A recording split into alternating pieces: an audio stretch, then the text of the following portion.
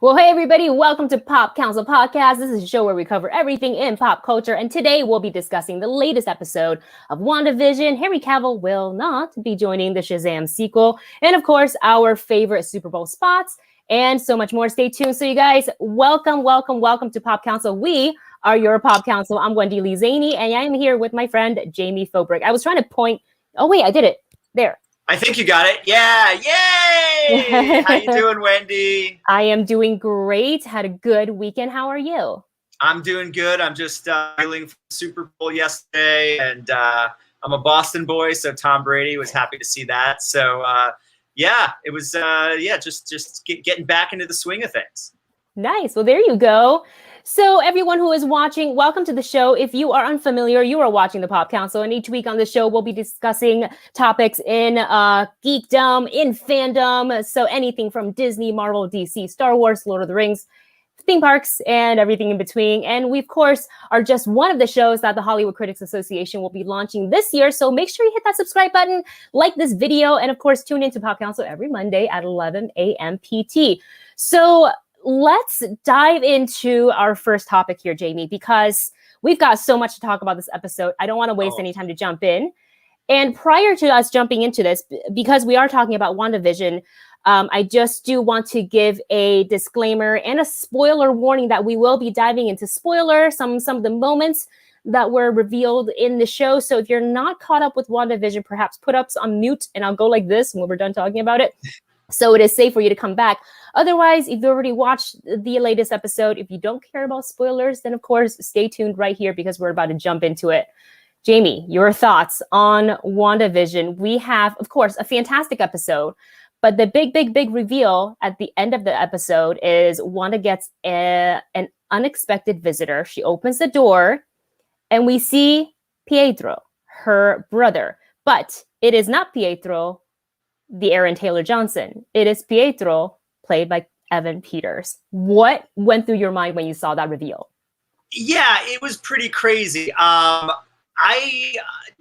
follow kind of rumors and everything going on. And so there were some rumors last year that Evan Peters was seen on set. So I was completely aware that it was possible, but I also I don't believe anything until it's like, especially with Marvel, and there's like an official press release from Disney, right? So I didn't believe that Sam Raimi was directing Doctor Strange 2 for a long time because, until it was official, I'm not going to get excited about it. So I kind of forgot it in my mind. I set it to the back.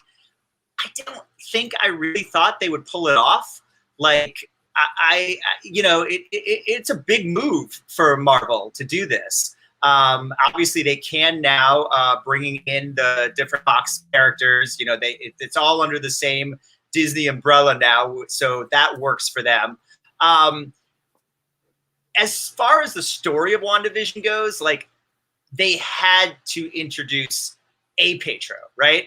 Either Aaron Johnson had to come back or this, just the way that the story was going, it didn't make sense for her to have twins and then not have her twin come back. So it totally, I think, makes sense sort of story-wise. Now, how the idea that, as Darcy says, she recast him, right? So yes. How that's going to play out, what the ramifications are for the larger MCU and going forward, it really opens more questions than it answers anything, right? So it's okay, is this the new Pietro? Is this her new brother? Is it really a recast? Or is it the introduction of the Fox Marvel characters into the MCU? And I don't know that is correct. But maybe it is. Maybe it's just introducing them as part of a multiverse, which we know is obviously the direction we're going in with the Marvel movies. So I kind of think that's more likely. Rather than just Hugh Jackman's back. They're all back. I don't know that that's going to happen. And then there's also the possibility that, it doesn't really mean anything. That, if this is in her own reality that she's created. So we don't know. Is it the multiverse? Is it something else? My guess is still that Kevin Feige's going to want to introduce his own set of X-Men. So I feel like even if this allows the Fox X-Men into the Marvel Cinematic Universe, I don't think it'll be the MCU's X-Men. Does that make sense? I really think they're probably more like playing with the multiverse of it. But then there's also really interesting things like in the Fox universe, he was Peter. He's not Peter Maximoff. He didn't take the Pietro name. So, and he has a little bit of accent when we see him in WandaVision. Looks a little different. So it's going to be really interesting to see how they explain this. Like, did Wanda kind of recreate her brother? And then a larger question, just more sort of business question, is why don't we want to bring Aaron Johnson back? Like, is there a reason the Marvel universe, did he not get along with Feige and everyone? Like, is there more of a personalized reason why we couldn't? Because I think story-wise, unless the goal is to introduce the multiverse, which may be the goal with the series, we don't really know yet. Unless that's the main goal, story-wise, it would have made more sense to have closure with the actual actor from Age of Ultron. So I'm a little curious if there's more of a personalized reason why Aaron Johnson isn't back and why it has to be Evan Peters. But we're going to find out. We are sure going to find out. There are so many things that went through my mind when I saw the reveal, because ever since episode 4, when Monica brought up Ultron killed your brother, I was like, oh, they're going to bring that up. Okay. Because that's a sore spot, obviously, for Wanda. And, as we wait for the next episode to come out, we have an entire week to essentially have, theories and headcanon and speculation, which is so much fun. And that's why I really enjoy watching this show, is because not saying my, speculations and guesses are going to be correct or incorrect. And I don't care if I'm right or wrong. Honestly, I just enjoy the show so much, but it's fun to speculate and try to say, well, what if this, what if that, what if this, what if that? And it's a really good time to be a comic book fan, I think. So that's kind of one of the best parts of the Marvel universe, is sort of having your own theories. And sometimes they're right. And sometimes the thing that you never thought would ever happen happens. You're like, whoa, they did it. So yeah, they did it. And that's what they did with this one. So to kind of give my own theory and thoughts on why they brought back this Quicksilver, so the Evan Peters as opposed to the Aaron Taylor Johnson, is Wanda was quite when she was talking to her twins, to Billy and Tommy, she's saying, you can't bring back the dead. So some may argue, well, what about Vision? It's like, well, Vision technically wasn't human, right? So she's not bringing him back to life. If this is her doing, as far as having Vision around and seemingly alive, she is reanimating him, which is a little bit different. He also doesn't have any sort of prior memory, as he had said in this final conversation at the end of this episode with her. And now, if we want to think about what she said about she can't bring back the dead, it makes sense that she is not able to bring back the Aaron Taylor Johnson version, because he legit died in the film. So that makes sense. And then she could bring back someone from her brother from a different dimension. Universe. Yeah. So if you want to think about the multiverse and what is being teased for Doctor Strange 2, that the possibility we are getting, well, I mean, it's called the multiverse. What is it, like the multiverse of madness or something like multiverse of madness? No, the madness of the multiverse. Yeah, something like that. Something like that. So like my brain is so fried from thinking about it. So I think this really opens up and giving us maybe this is what they're doing, like a look at the multiverse. And it's also kind of that Disney flex, when the merger happened, this was always going to be a possibility. Fans have talked about it, for a long time. Disney Marvel films couldn't use the term mutants because that belonged to Fox. Right. So now that the Disney Fox merger has happened and finalized, I enjoyed it. I honestly wouldn't have cared either way if they decided to bring back Evan Peters or Aaron Taylor Johnson. I'm just really happy that they actually included this. Now, there's other theories going on as to Wanda didn't know who rang the doorbell. And so she's saying that this isn't her doing. That's hinting that someone else is at play here. So I wonder if this is a true Pietro, you know, a la the Fox universe, or if this is like Darcy said, like or maybe it's like a recast or someone else playing Pietro, knowing that this is going to affect Wanda in so many ways. So there's definitely a lot to think about. I certainly would love to be able to see some of the Fox mutants incorporated into the MCU. I don't know how far they'll go. I don't know if, like you said, if Feige would like to cast his own cast of X-Men, or if he's going to retain some of the ones from, you know, those movies. So we don't know. Time will tell. But this, as a fan, it was such a treat to see. Yeah, I mean, I think a couple of points that you just made. I mean, I think definitely we have to keep the idea that this could all be a red herring, right? Like this could all be sort of Feige saying, look over here. Oh, this is that multiverse thing you wanted in the Fox here. And then you're right. It could be something completely different. And Wanda seems as surprised as the rest of us to see Evan Peters at the door. So you're right. It also could be saying that I know that there's a lot of theories that there's someone else sort of pulling her strings, right?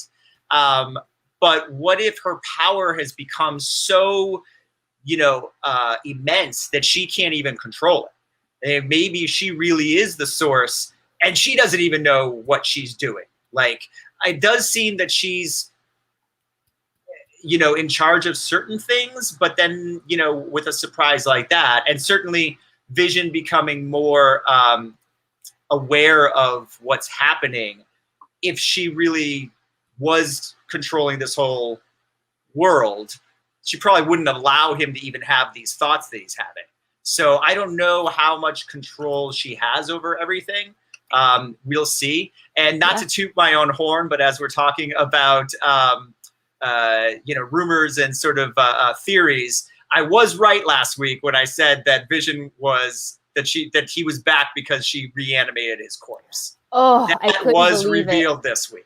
Yeah, and can we also talk about why Sword even had and he was all kind of dissected and all that stuff? I mean, it's funny to see Director Hayward, who I don't like anymore. I did like him in the very beginning when I was like, oh, he seems nice. He's on our team. And then now in this episode, I'm like, I don't like you. He was obviously pointing a finger at Wanda, like, well, she broke into Sword and reclaimed his body. And he didn't want anyone to turn him into a weapon. It's like, well, what were you doing with him then, Sword? Why don't you answer that question? It glazed over that. So there's so many more things to unveil. I feel like I need to keep a list of the questions that I have and just cross one off if one of them gets answered. But I feel like at the end I hopefully will not be left with more answers and questions. But wait, the other way around. Yeah. Well, it's interesting because I was thinking about this, about everything you just sort of said about Sword and having, Vision's body. But we have to remember, and now that they've sort of retconned that Sword has been around as long as S.H.I.E.L.D., that Vision died and then Wanda was snapped away. And then 5 years passed, right? So in my own timeline, I was thinking, well, his body's only been in there for 3 weeks. No, it's been there for 5 years. Yeah. Wanda's only been back for 3 weeks. Correct. So what was Sword doing during the 5 years with his body is a good question. Making more versions of Vision. I don't know. Yeah, Ultron. We'll find out, though. This is that's really definitely one of those things that's linked in that's a thread that's going somewhere, right? It's we'll see more. That's a big mystery that I think we'll uncover later. And I also loved while we're sort of talking about the blip and Endgame, there were some cool references I thought to that in reference to Wanda's powers, where Monica says that Wanda almost, before he rained the fire, that she almost killed him, and said was the most powerful. And then of course Jimmy says, well, what about Captain Marvel? She almost took down him too. So why doesn't Monica want to talk about Captain Marvel? They're teasing us at what's coming soon for Captain Marvel 2. All to be unveiled. So you think Captain Marvel 2 will take place in the present time and have the grown Monica as I don't know about the time, but I think either we'll get to see why. Well, I think we'll probably go back this is just theory. I know nothing. Right. But, we'll have to establish, I would like to see Captain Marvel and her best friend Maria and kind of see how she deals with the loss of Maria. Right. And if we do incorporate, like current Monica Rambeau that we get to see right now in WandaVision, I love to see their relationship, because that answer that she gave, like she didn't want to talk about Captain Marvel, or there's something there. So I'd love to see that play out just a bit as well. I think we'll get some answers. And I have to wonder, but this is all a tease for Captain Marvel too. Does Carol even know at this point in present day that Maria is dead? Well, technically, Maria died 3 years ago. She would have died during. You're right. She would have died during that 5 years in Captain Marvel. So yeah, presumably she would have. You're right, and so there maybe even could be a scene in Captain Marvel 2 where we see her in the 5-year blip time, communicating with Maria, and maybe worried about Monica. Yeah, so it's interesting. It does seem like there's something between Monica and Carol. Yeah, there seems. I was like, oh, we have beef. What's going on? What's going on? It's curious, but I like that they hint at these little things, and that's why I love this show so much. Certainly, like one of my favorite shows on television or on streaming and also, right now. Darcy seemed to really have a lot of reverence for Monica and know her almost as like a hero herself, which is interesting because we're just getting to know her in this adult form. So that kind of threw me a little bit too. What do you think's going on there? I have 50 million theories for this, and I honestly think anything goes. And I'm also seeing some interesting comments popping up in the chat, so I'm going to go to those real quick. We have one from Tari who writes, I think Captain Marvel 2 will be present day with flashbacks. And also, hello, Michael Lee. HCA's own Michael Lee says, from what I remember, it will be present day with Paris and Khan reprising their respective roles. So, by the way, thank you guys for tuning in, and thank you for putting your thoughts in the chat, and we encourage you to continue to do so throughout our entire conversation today. So just kind of based on the chat room here, I do actually thank you, Michael, for the reminder that both we will see Monica and Miss Marvel both in that's official, Captain Marvel 2. So I believe that was confirmed. So that's really exciting, having a set in potentially present day with flashbacks. I think it's going to cover a lot of the answers, and perhaps the insertion of having Miss Marvel in there will kind of be that like patch to kind of bridge whatever gap there may be right now between the friendship of Captain Marvel and Monica Rambeau. So there you go. All right, guys, we'll continue to comment your thoughts, whether it's in the comment section or in the chat. We love reading them, so we encourage you to do so. Now, Jami, let's talk about another sequel in another universe. We're talking about the DCEU, and let's talk about Shazam 2. So we all know that at the end of Shazam, we saw a very special cameo by the one and only Superman, but we only saw him from the neck down. So we knew that even though we know this is the Superman in the DCEU, was not played by Cavill himself. And now, even though fans had hopes to see Henry Cavill reprise his role as Superman for Shazam 2, it looks like now, according to the tweet that was put out by the director himself, that it looks like we will not be getting Henry Cavill's appearance in Shazam 2. Are you a little disappointed to hear that? I am a little disappointed. I have hope that Henry will appear as Superman again in something. I think that's after the Snyder Cut, excluding the Snyder Cut. I do hope to see him again, because I think he's been a really good Superman in maybe not the best Superman movies, but Shazam would have been a good fit for him. But I think there's a lot of heroes in the Shazam universe, and obviously they're building out that mythology. Black Adam's getting his own film, so that's building out that mythology. I mean, I think one of The Rock's things has been like he's really excited about Black Adam versus Superman, which is a little weird because he should be a little bit more excited about Black Adam versus Shazam. But he's talked a lot about the Henry Cavill Black Adam Superman Henry Cavill and his Black Adam matchup. So I feel like that's going to happen at some point eventually. But you do have to establish Black Adam with his own film. Obviously, you have Shazam already established. maybe you broaden that out a little bit. There's a lot of mythology in there with the whole Shazam family that you can explore. So maybe saving him for a third, maybe there's a Shazam, Black Adam, Superman pile-up movie, something like that could happen in the future.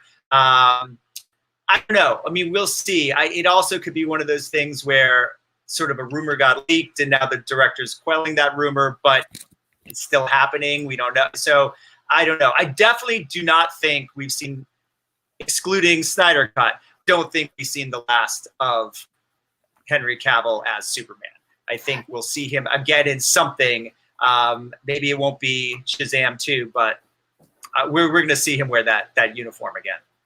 Oh, absolutely. I mean, not being able to see Cavill in Shazam 2, I'd be slightly okay with it because the movie overall is still about Shazam. So I want to, see more of Zachary Levi. I want to see more of Asher Angel. But it would have been a very nice bonus to see Cavill appear. And I like that cute little, I don't know if you saw David F. Sandberg tweet out his how he created his own NSYNC with Cavill in it, but I got a nice chuckle out of that because it was like an elongated neck thing with like the Cavill's head on the very top. I don't know if you saw it. I did. So it's all over Twitter. It's hilarious, but also production and people's schedule change all the time. So he may not be in right now. That's not to say that he doesn't show up for just a quick day on set. He doesn't mean that he doesn't show up for a reshoot date or a pickup shoot or anything like that. So I wouldn't rule it out completely, right? And for me, kind of seeing these superheroes, especially in Shazam, kind of seeing these DC superheroes that we love make a little cameo in Shazam would make my heart really happy, and I think would make the fans really happy. Obviously, they know that there's a lot of fans wanting this, and I certainly agree that it's not going to be the last time that we see Cavill in the Superman role. Like he's not saying goodbye to his cape at all. Right. But yeah. I also don't really want just like a Cavill cameo in Shazam. Do you know what I mean? Like if you're going to bring him in as Superman, like I want to see final face off or something. Yeah, but I'd be interested in that with Black Adam, right? So like really, I'm more excited to see Superman go up against Black Adam than I am to see Shazam go against Black Adam. Agree with you there. Yeah, is a bit of a problem, I think. Well, but I mean, comic book wise, but which is why you see now actually in the comic books, Black Adam is becoming a major player. In fact, he's going to be part of the new Justice League in the comic books. So I think when you start to see those sort of reflections in the actual comic books because of a big name actor like Dwayne Johnson taking on that role, I mean, even the character's starting to look a little bit more like Dwayne Johnson in the comics. So you start to see that kind of bleeding. I think that would be what I would be most interested in, is seeing Black Adam and Superman. For sure. I mean, this is all, I feel like with the DCEU, a lot of it is at the tip of the iceberg. I certainly loved Shazam. And I love that there were a lot of references. We didn't need to see them, but just a lot of references to the fact that, yes, all these superheroes do exist in this universe. So it would be nice to see. But I mean, why not put them all in? Black Adam, Shazam, right. Superman. Absolutely. Yeah. I love it. I will buy an extra bucket of popcorn for that. Yes. Yeah. You would have to have 3, 1 bucket of popcorn, right? And just adding to the sort of debunked rumors regarding Black Adam this week, there was a rumor over the weekend that DC was actually going to change the character's name in the comic books to Shazam. I'm not making this up. So they were going to combine his name in the comics with Shazam and make him Shazam. I think it was maybe to brand the character more part of the Shazam family. It's been debunked. It's not true. Okay. It's not happening. Okay. But when fans went nuts when they heard this over the weekend. And was it a positive going nuts or was it a negative going nuts? It was a little bit more negative. Yeah. And I think it was sort of considered like, is this you know, a move where the movie studio is telling the comic books what to do, right? So I think it was good that, I mean, it's a silly name, Shazam. Not a fan. I'm not a fan of that. But what I think it would do is, I think there's a lot of people that don't really know who Black Adam is. They hearing, oh, he's a DC character, Dwayne Johnson's going to play him. They don't really know that he's the arch villain of Shazam. So the only thing I can think of is that idea, if it was ever even true, was an idea to sort of brand Black Adam more part of the Shazam world. Yes. But it's obviously not, you know, not a good idea. Yeah. Well, I'm glad the name was debunked, that we're not going to get that. And I think, you know, whether for comic book movies, whether you're an avid reader of all the source material, or you are just a fan of the specific cinematic universe, speaking to whether it's DC or Marvel, if you're interested and you're invested in the stories and the characters, you'll take the time to maybe not go as far as picking up a comic book, but at least Google and research. Oh, absolutely. And Wikipedia. Fans will absolutely do that. Yeah, we don't need to cater it to the fans in that way to make them realize that, oh, this is the same. Like, they will. I always believe that if you tell a good story, you have a solid character telling a good story, the fans are going to love it and they're going to look into it on their own. Like that's going to motivate the fans to be even more of a fan. And this is how you also bring in new fans. So I think names like, what is it? Shazam. Yeah, no. Yeah. No, I don't think they need to, and I'm glad that they don't need to. Yeah, I agree. And I like your point about, I think that if you really are a fan of, and it doesn't matter what fandom you're a fan of, right? Like, I'm more of a fan of DC than Harry Potter, but if I see something on Harry Potter, I'm going to Google it to be like, wait, what was that? What was that connection? Because I'm interested in that. So Correct. I think you're absolutely right. I think that would have been a bit of fan service that was not necessary. No, and I feel like that name can just open the floodgate for like endless memes. You know what I mean? Yeah. Like, I mean, it was one of those things where I first thought about it, I was like, well, that's kind of clever. I never thought about combining Adam with Shazam. It's the same feeling I had when the Marthas from Batman vs. Superman, right? I was like, oh yeah, both their moms are Martha. Yeah, that's true. That was clever. Someone thought of that. And then the more I thought about it, I was like, that's so stupid. You hinged the whole movie on that. So sometimes people are a little too clever, right? And so I think that these ideas are maybe like too clever for their own good. Yeah, just little things thrown around in a meeting room. Right. Fantastic. Well, Jami, we also know what else happened this weekend, and that is the Super Bowl. Or if you are a fan of What We Do in the Shadows, you would know it as the Superb Owl. I don't know if you're a fan of What We Do in the Shadows, the show, not the movie. I know the movie. I don't know the show. Oh my God, you got to watch it. It's fantastic. And just a quick sidebar, the vampires were essentially invited to a Super Bowl party, but because they're vampires, they don't know Super Bowl. So they thought it was a party for the Superb Owl. I love the episode. It's fantastic. But anyway, it's almost like a Celebrity Jeopardy thing, right? Like a Celebrity Jeopardy where Sean Connery would combine 3 words to say something really horrible. Yeah, exactly. Oh my gosh. But along with the Super Bowls, not only come the snacks, but also all the Super Bowl ads, 30-second spots. And we got a handful of them.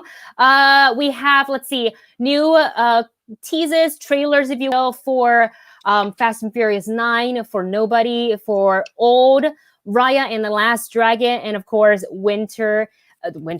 Falcon and the Winter Soldier. So these spots, for me, they're so quick, right? They're 30 seconds. They're about like $5 million for 30 seconds. So I was ready with the internet. I was like, all right, I'm tuned in. And what really intrigued me, obviously, we will definitely be talking about Falcon and Winter Soldier and Raya and the Last Dragon in just 2 seconds. But the trailer for Old was quite interesting because I felt like it came out of the left field for me. I was not expecting anything to come out by M. Night Shyamalan, and this one is called Old. We know Alex Wolff is in it, and it's interesting. They're seemingly on some sort of an island that certain people age very, very rapidly. Right. 30 seconds was really short, so it just gave you really, really quick glimpses. But what did you think of that that 30-second spot for Old? Yeah, that was maybe the best spot yesterday for me, other than a couple of other ones that are things that we're really looking forward to. But I didn't know he had another movie in the works. I didn't know anything about this movie. Like, and that's, it's kind of rare that I didn't even know something was sort of vaguely happening. You know what I mean? Like, I usually hear about those things. So, it feels like kind of a Cloverfield, like complete secret out of left field kind of movie. And listen, the trailer got me. Like, that's super interesting. Like, the kid comes out and he's like, he's older and he's like, hey, Mom, it's me. Like that. I was like, oh. And then there's like a really weird shot of a woman that I think we see earlier who's not pregnant. And then all of a sudden she's 9 months pregnant. She's delivering on the beach. And so the way they kind of orchestrate it makes it, and I think also the fact that we don't know a lot about it gives it that sense of mystery and that sense of secrecy. And also like, wait, what is this? What's going on? So, we were just talking about it. As soon as I saw that commercial, I started Googling, wait, what is this movie? Like, and I'm looking it up on Wikipedia and there's like no description of it. There's like barely a poster. So, that's definitely one that now I'm intrigued. And I think that's really the goal of these commercials, right? To a certain degree. I mean, the audience is going to go see Fast and the Furious. They're going to go see Fast and the Furious whether there's a trailer or not during the Super Bowl. But all those eyeballs on TV at the same time and getting an opportunity to, be, what is that? Like, so it was, I think, really well done as far as marketing and advertising and doing and getting people to be like, wait, what is this movie? Because now we're talking about Old like it's going to be a summer blockbuster. Well, I mean, you don't drop $5 million on a 30-second spot for just any movie. You know what I'm saying? Like they there's something about this movie that definitely 30 seconds was too short to show off its like full potential, if you will. But I do find it interesting. I want to like cautiously and optimistically approach this, because while I like some of the M. Night Shyamalan films, there's some of the ones, more of his recent films that I haven't absolutely loved. I like The Village. No, wait, what's The Visitor? I'm sorry. I actually didn't like The Village, but I like The Visitor. Visitor. Which one's The Visitor? It's the one where the kids go and visit the grandparents. Oh, I don't think I ever saw that one. And I can't give away because you haven't seen it, so I can't give it away. Yeah. There's something a little off about the grandparents. Oh, that's all I can say about that. That one worked well for me because it felt like a smaller contained thing, and like, of course, the infamous Shyamalan twist was in there. So I'm curious to see the twist on Old. I feel like I read somewhere that Old was inspired by a short story of some sort. It is based on previous material. I read that. Yes, but we'll see if he retains and he keeps the short story ending, or he adds his signature twist in there.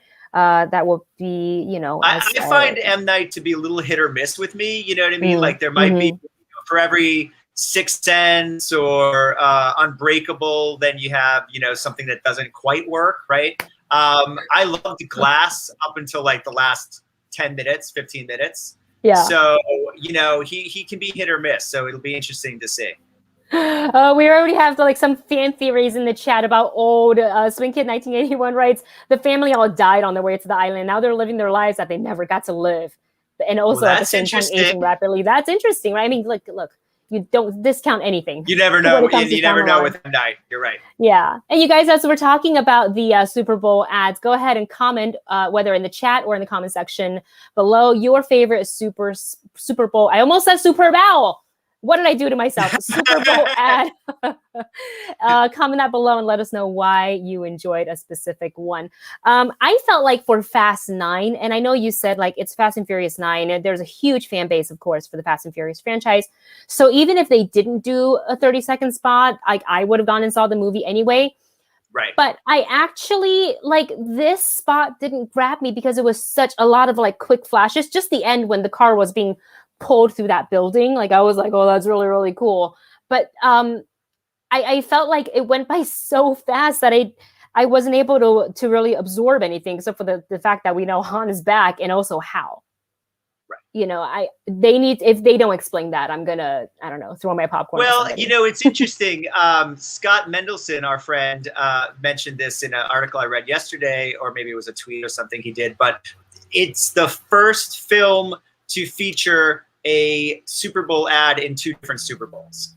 Yes. Because Fast and Furious was supposed to come out last summer. So there was an ad in Super Bowl 54. So I wonder if, you know, this is just my thinking, is like, while they're scheduled to open this summer, we really still just don't know, right?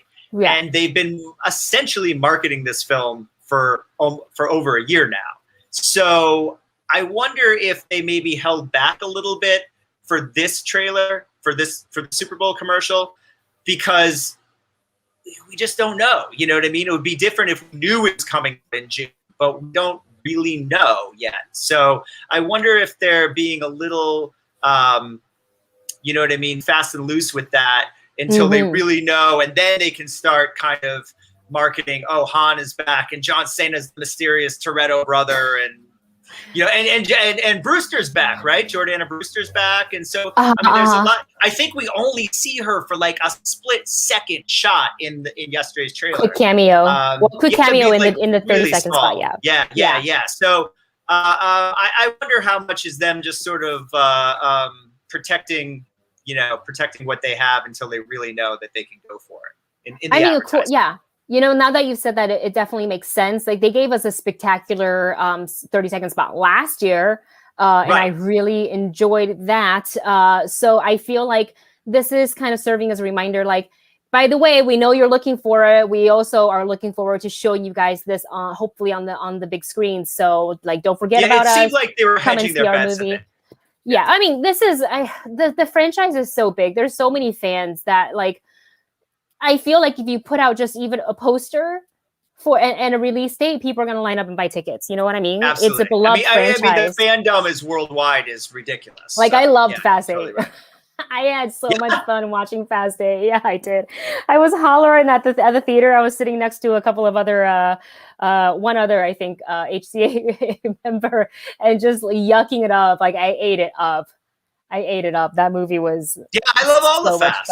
I love the fasts. Yeah. I didn't love Tokyo Drift. I didn't love that one. Well, I didn't want to. I wasn't going to say it, but yes, Tokyo Drift is the one Fast and Furious. I still watched it. You know, I had to go and watch it. I don't know that I've ever seen it all the way through. Yeah, I don't care for Tokyo Drift. Partly because. But do we care for it now a little bit more because Han is back? Yes, but I'm not a Clint Black. Clint Black, is that the actor?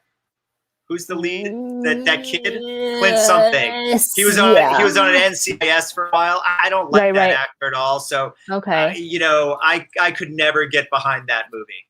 Just because I couldn't get by. Even his cameo, I think he cameos in Fast 7, maybe. Even that was, I'm trying to remember. He cameos in one of the later ones. Yeah. But, you know, I feel like when we get to finally the end of whenever that may be, the end of the Fast and Furious franchise, I'd love to do like a marathon viewing one day and just sit down and go from 10 or however many they end up giving us. Absolutely. It was so much fun. Another one of my favorite spots from the Super Bowl this weekend was, of course, the next animated feature film from Disney, Raya and the Last Dragon. Again, only 30 seconds, but mostly new footage. A lot of these crazy, intricate fight scenes that we're going to get to see in Raya. We kind of get to see what happened when they dropped that dragon gem. And it kind of had that, not an implosion, but it kind of exploded outward and really affected the world that they live in. So it's really interesting to see that, because in the last trailer that they had dropped, I was like, how did everybody get turn into stone sort of a thing? Now we know, now we see, you get a little comedy in there with, you know, Aquafina as the dragon. And loved the 30-second spot. Of course, I wished it was a little bit longer, but it's expensive. Yeah, did you see the footage that the studio released a few weeks ago, the 25 minutes that some critics got to see? I didn't see that, but I saw the at D23, the most recent one that we had. Yeah. They showed a bit of that. I was like hooked immediately. I think the footage looks great. It's going to be really fun. Good. Yeah, I'm really excited, and you know, Kelly Marie Tran sounds amazing. I just love how they're embracing really the Southeast Asian culture that's in there, and the color. And I think for me, one of the things that I'm really excited to see is the stunt sequences, the fight sequences. From what I've seen so far, it looks fantastic. Like so intricate, so real. And the weapons that they have that they're fighting with, like I just can't wait for Raya and the Last Dragon. I love Kelly Marie Tran. I'm so glad that she's getting to do this role, and Awkwafina is so talented, and so she had actually a really funny spot. She was in one of the commercials yesterday at the Super Bowl as well. Oh, really? Yeah, I think it was the Will Ferrell one. There's a Will Ferrell commercial, and that has a lot of cameos of other actors, and I think Awkwafina. It was a funny one. So she does bring a lot of humor, I think, to the film and the scenes that I saw, and I don't think you have anything to worry about the martial arts from the scenes that I saw, and I think it's going to be really exciting. It reminded me of kind of like it's got elements of like Mad Max, and then there's also sort of elements of like Apocalypse Now, or I guess Wizard of Oz is sort of like the idea of a journey where you kind of put together a crew of people, do you know what I mean, that become her band of misfit fighters. Yes, we're gonna get a bit of that, it seems to be. So I'm really excited for it. I think it's gonna be really great. I don't want to pay an extra $30 to see it on Disney Plus, but well, if you want to see it, it's either do that or wait until it's find a theater. Yeah. Exactly, so up to you. I mean, I am ready with my $29.99. I'm ready to hand it over. Take it, it's yours. And of course, we have to talk about Falcon and the Winter Soldier. So I believe what happened during the Super Bowl is that they aired a 30-second spot. And then on the internet, they gave us a full-on 2-minute trailer for this. And it looks so cinematic. I feel like I'm watching a movie as opposed to a TV show. You know what I'm saying? Absolutely. The effects, the stunts, everything. I was like, whoa, like they didn't hold back with this. And of course, seeing a very specific, not a cameo, but a reveal in the trailer, I screamed when I saw her. Sharon Carter is back. She will be in this series. I've been wanting to see more of her, and I'm so glad that she's going to be joining the cast. Yeah, I'm super excited. I think that it's great. It seems like there's going to be a lot of sort of Winter Soldier, Civil War, and then obviously what kind of the end of Endgame, sort of all those elements coming together. You're totally right. I think it looks like awesome. Like it looks like a Marvel movie. And that's nothing against WandaVision. Obviously, WandaVision was doing something different, right? WandaVision is trying to, kind of use the television landscape to tell this story, where this is straight up Marvel action, right? This is straight up Marvel movie on your TV, 8, 10 hours, whatever it be. So, yeah, I mean, I thought this stuff looked great. I love seeing the villain come at Daniel plays. Yes. It was great seeing him back and kind of really embracing the Zemo. And the other thing I wanted to mention that you said about the 30-second spot and then having the 2-minute trailer. It tells you right at the end of the 30-second spot, and you can watch the full trailer online. I paused the Super Bowl. And super smart. This was really good marketing because, as we mentioned, that 30-second spot was $5 million, right? So you're not going to spend, $20 million on a 2-minute commercial. So much money. Why don't you put the commercial online, a 30-second best of clip? I am positive I am not the only Marvel fan who stopped watching the Super Bowl to go online and watch the full 2-minute trailer right away. And I mean, that's brilliant marketing. So I wanted to kind of hand that to the Disney team on that one. And then as far as just the series, I'm like really excited for it. And I think those guys, you know, I'm sure you as well, Wendy, through the past years, you know, doing Marvel junkets, you've gotten, they're often paired, right? Sebastian Stan and Anthony Mackie, and they have such a great chemistry together. Even when you're just sitting next to them, you know, across from them in a junket, they're so funny and so good together that I have to imagine that it's not just sort of like the characters fit together for Marvel to say, let's do this show, but it was also that the actors really fit well together. And so that chemistry that Sebastian and Anthony have, I'm really excited to see that in the series. I love the fact that the trailer didn't, you know, kick off with like action sequence, explosion, but it was the two of them sitting in this sort of like work counseling, if you will. Like, yes. Everything is a competition. Even at the end, they brought it back full circle, and where she was meaning for them to do an exercise of, you know, look into each other's eyes, let's work through this, to you blink first. No, you blink first. And that actress she's is tired of it too. too. She's like, how old are we? And it was like, well, Bucky's like, well, I'm old. I don't know if you know, but I'm old. That actress, she's great. She's on the series Bosch. She's Bosch's boss on Bosch. Yeah. And she was in The Shield and The Closer, and I mean, she's a TV vet. And so it's great that they actually, and I've noticed this as well. Speaking of Bosch, Titus Welliver was on this past season. He had a little cameo on this past season of The Mandalorian. So I love the fact that they embrace a lot of really great TV veteran actors to kind of come in with, obviously, the movie star actors that they're bringing in as well. It's the same with WandaVision.